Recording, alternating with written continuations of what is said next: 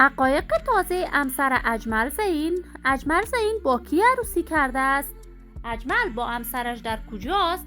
و نشر تصاویر غیر قابل باور اجمل زین با دخترش در صفحات اجتماعی.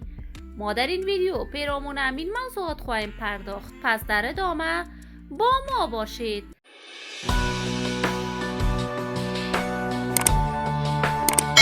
سلام، شما را خوش آمدید میگم به یکی دیگر از ویدیوهای جذاب کانال دنیا اینفو. برای حمایت از من علامت سابسکرایب را فشار دهید تا از ویدیوهای دیگر کانال ما هم آگاه شوید.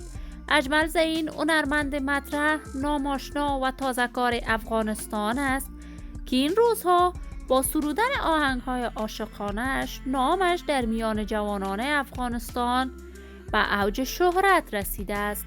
اجمل کارهای هنرمندی خود را از برنامه صدای افغانستان تلویزیون طلوع آغاز کرد و توانست در این پروسه خوب بدرخشد.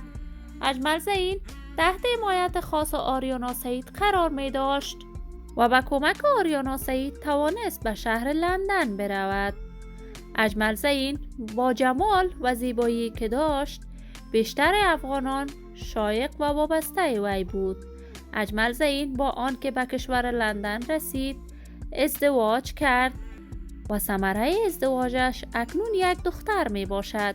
اجمل زین با یک دختر افغان ولی از ولایت زیبای سمنگان ازدواج کرد و اکنون همسرش در شهر لندن دکتر است.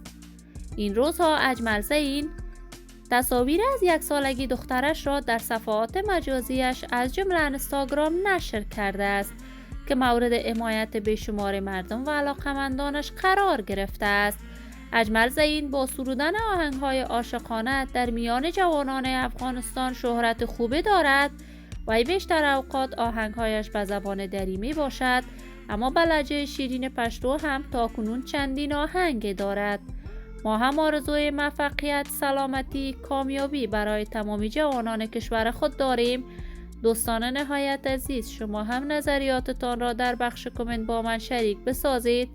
اگر تا هنوز دوست کانال من نشدید پس برای حمایت از من علامت سابسکرایب را فشار دهید، ویدیوهای ما را لایک نموده و با دوستان خود به اشتراک بگذارید. سلامتی شما آرزوی ماست. تا درودی دیگر، بدرود.